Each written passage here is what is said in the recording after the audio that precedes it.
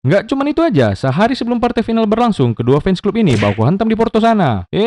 Biawa, biawa, kalian udah bertamu ke kampung orang, bikin rusuh pula lagi kalian di situ. Untung ini terjadi di Porto sana. Coba kalau di Medan, beuh.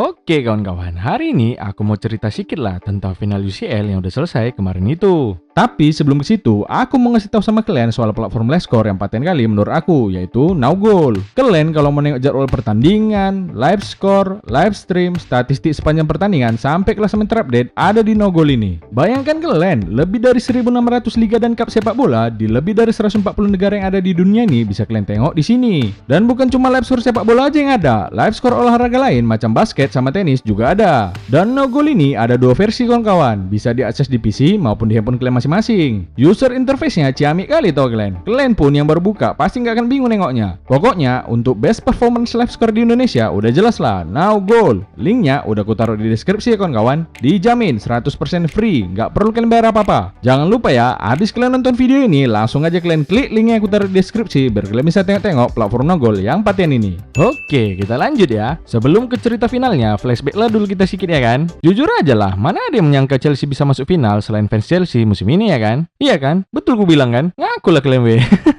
Apalagi di awal musim pelatihnya si Lampard ini. Macam yang kalian tahu sendiri lah, banyak kali pemain mahal dibelinya ke Chelsea untuk musim ini. Tapi apa boleh baut ya kan, baru separuh musim ngelatih Chelsea dipecat pula si Lampard ini karena mengartetakan diri. Nggak konsisten dia di IPL. Waktu itu Chelsea sempat berada di peringkat 9 di IPL, tapi untungnya mereka berhasil lolos ke fase grup Liga Champions. Kejam kali ya petinggi Chelsea ini, sampai legendnya sendiri pun dipecat. Coba kalau MU udah nggak lolos fase grup UCL, sok-sokan nyimpan pemain pula demi final Liga malam Jumat, habis itu kalah, nggak dipecat lagi. Masuknya Tuchel yang diterlantarkan PSG membawa warna baru di permainan Chelsea. Di IPL pun mereka berhasil masuk ke 4 besar. Di fase knockout Liga Champions mereka berhasil mengalahkan Atletico Madrid, Porto, dan Real Madrid di semifinal, dan di final mereka jumpa sama Man City. Kalau Man City mereka punya pemain lapis 1 dan 2 yang seimbang laku tengok. Jadi kalau mereka ada badai cedera sedikit masih bisa ada solusi pemain pengganti lah. Beda cerita dengan Liverpool, gitu cedera back sentralnya langsung kalah beruntun 6 kali di Anfield. Setelah lolos fase grup, di fase knockout Man City mengalahkan Borussia Mönchengladbach, Borussia Dortmund, dan PSG. Selama babak fase grup sampai babak semifinal, Man City nggak pernah kalah. Cuman sekali lah orang ini imbang 0-0 lawan Porto di fase grup. Dan akhirnya di final jumpa sama Chelsea. Karena tinggi kali antusiasme penonton menjelang final UCL 2021 ini, Sheikh Mansur selaku pemilik City mau belikan tiket pesawat buat fans City ke Porto. Wajarlah dia berani ngomong kayak gitu. Mau sama siapa dibelikannya? Fans City kan goib. Maulah dia nanti nyewa pesawat kosong jadinya ke Portugal. Nggak cuman itu aja, sehari sebelum partai final berlangsung, kedua fans klub ini baku hantam di Porto sana. Biawa, biawa, kalian udah bertamu ke kampung orang, bikin rusuh pula lagi kalian di situ. Untung ini terjadi di Porto sana. Coba kalau di Medan, beuh, udah diduitin orang Medan yang jadi penonton lah orang ini. Ayo, lagi berantem orang ini. Isi. Kau apa? City. Kau? MU bang. Apa pula MU? MU di gua biawa. Pep Guardiola menurunkan kesebelasan terbaiknya di final dengan formasi 4-3-3. Tapi tunggu dulu, kok bisa masuk si Sterling ini? Maulah nanti nendang rumput lagi dia. Kalau kita lihat dari formasi City, mereka punya 7 pemain dengan insting menyerang, tanpa adanya gelandang bertahan. Kalau Chelsea dari awal dia main dengan formasi 3-4-2-1. Main lagi abang Kante Girang gitu ini ya kan? Si Kante Girang ini hitung 2 orang kalau dia main toh Glenn. Kalau si Kante hitung 2 berarti Chelsea main dengan 12 pemain dong bang. Jangan salah Glenn, tetap 11. Si Werner kan dihitung -1. Oke, masuklah kita ke jalannya pertandingan ya. Di menit ke-9, si Werner dapat crossing datar dari Kai Havertz. Tapi datanglah si Werner ini, melingkarkan diri pula dia. Kok melingkarkan diri bang? Gak percaya kalian tengoklah ini. Oh, no. Sama kan? Iya pula ya bang, sama pauknya. Habis itu di menit ke-13 si Werner bertingkah lagi. Udah dikasih umpan bagus-bagus, di syutingnya ke tengah pula. Biawa, entah cemananya si Werner ini. Selolah nol, yang penting kan on target. Kalau cuma perkara on target, jangankan kau, siapa itu pun dari bangku cadangan sana bisa dibikinnya syutingan on target. Tapi on target ke biawakmu. Di menit ke-14 balik lagi si Werner ini bertingkah. Tadi nggak kena, sekarang emang kena, tapi ke samping. City juga bukan tanpa peluang. Di menit 27, syutingan Foden berhasil diblok Rudiger. Paten kali si Rudiger ini semenjak jadi Batman. Oh iyalah nol, jelas. Di saat Rudiger kami bertopeng, disitulah Fodenmu jadi terpongkeng.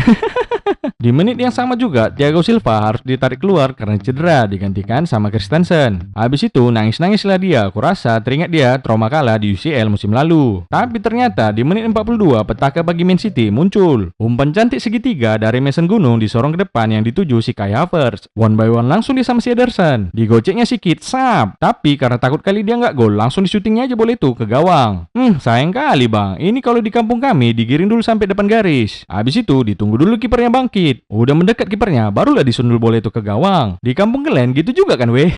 Iya. Peran si Werner di gol ini paten lah. Dia rela jadi pemain tanpa pergerakan bola supaya back City pressing ke dia juga. Emang harus nggak dikasih bola baru penting peran si Werner ini. Tiba dikasih bola, kalau nggak melenceng, ya offside.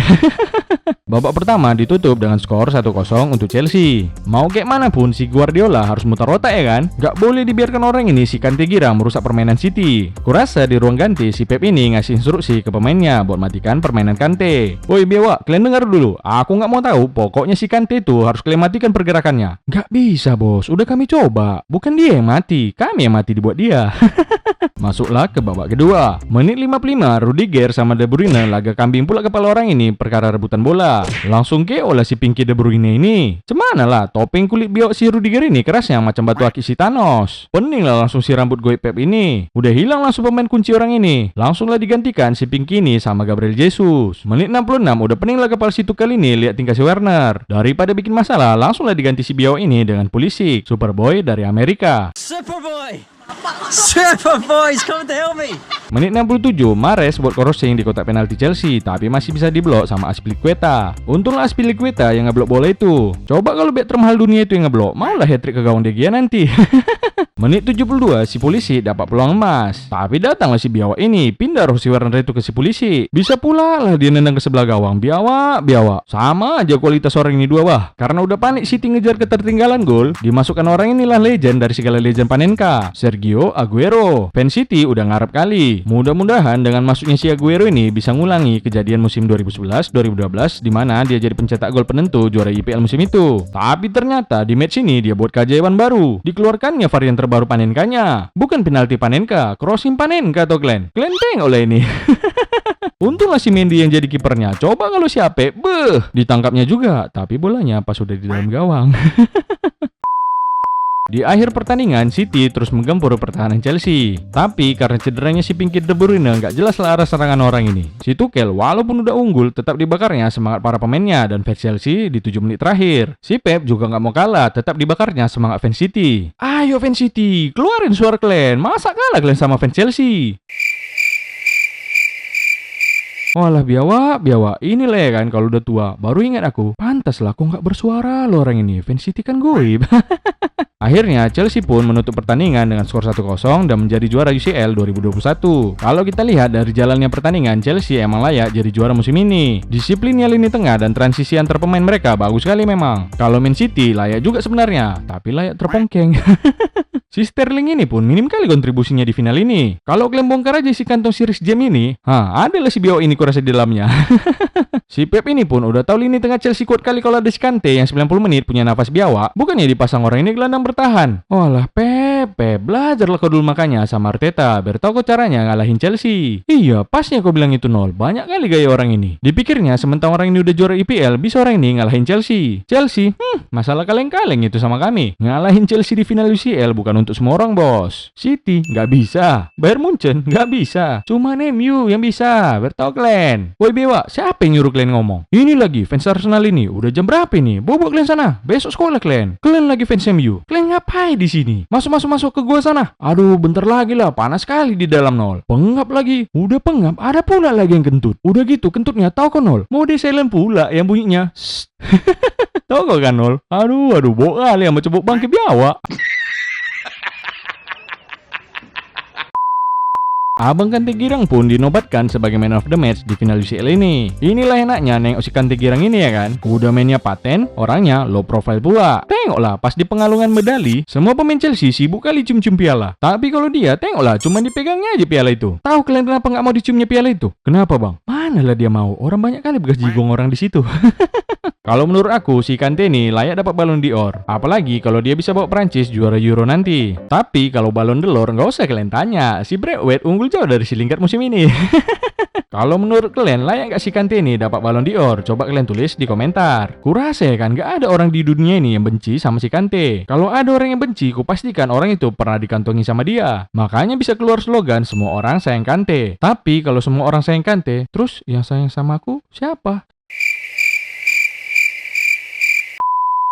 Kai Havertz yang juga jadi penentu kemenangan Chelsea di final ini patut diapresiasi penampilannya. Awal musim gak jelas sekali arah main si biawak ini di bawah asuhan si Lampard. Tapi waktu Tuchel datang betul bagus sekali anak ini mainnya. Kan betul kan yang ku bilang selama ini? Sama si Lampard gak nyambung orang ini ngomong karena si Werner sama Havertz. Gak bisa bahasa Inggris. Aku salvo juga sama pacar si Kai Havertz ini. Seperti laki-laki pada umumnya, apalagi yang dikerjakan kalau udah ada nengok yang gemes-gemes gini ya kan? Jadi intel lah langsung melakukan pengumpulan informasi melalui Instagram. Sokap nih. Terus ku searching lah namanya kan, Sophia Ame. Oh ini. Yah, protek pula. Follow aja lah dulu ya kan. Biasanya yang protek-protek gini.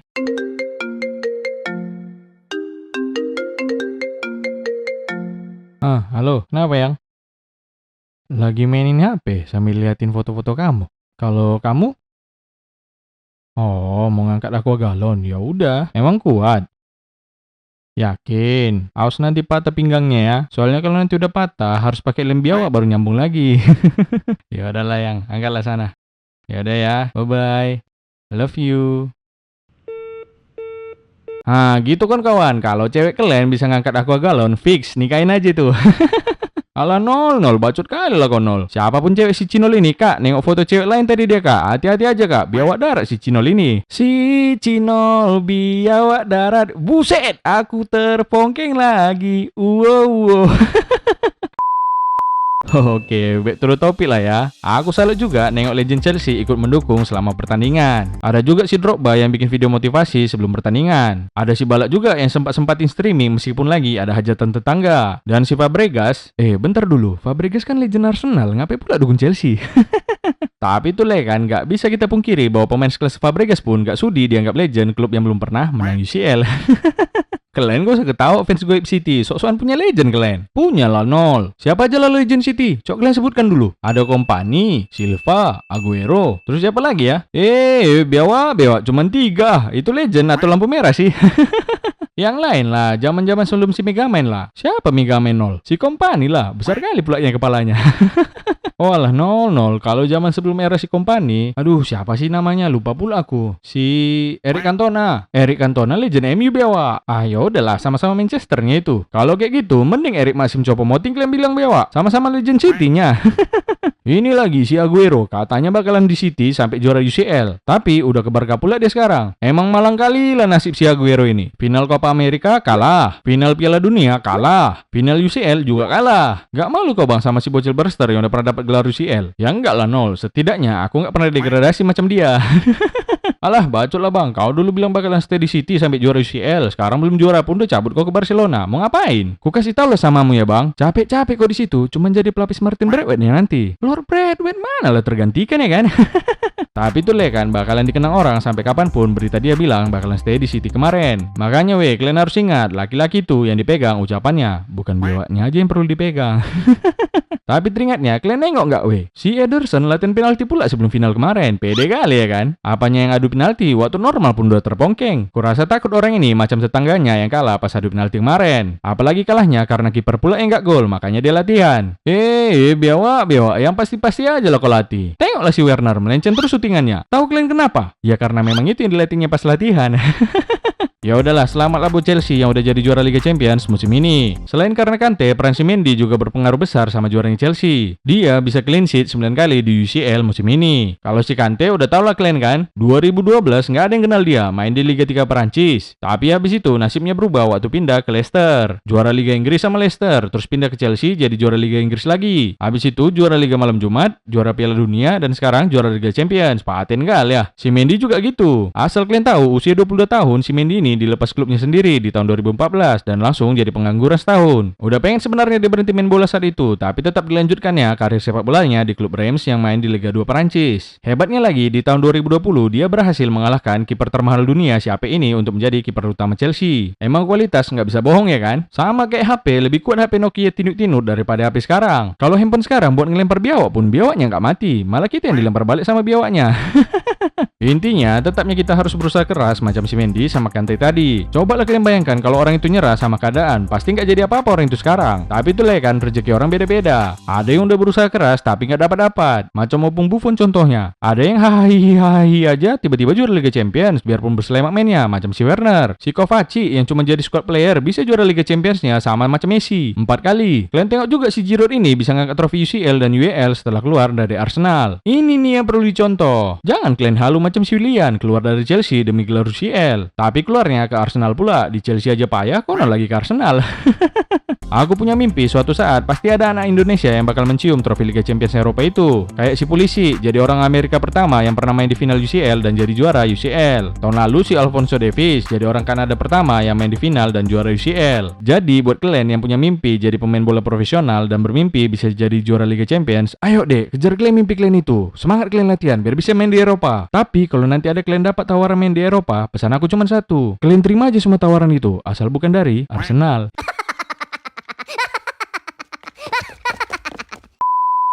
Ya udahlah, itu aja lah cerita dari aku. Udah dulu ya mau klarifikasi dulu aku ke rumah adek itu. Gara-gara kalian lah ini ketahuan aku stalking cewek, memang biawak kali kalian. Dadah.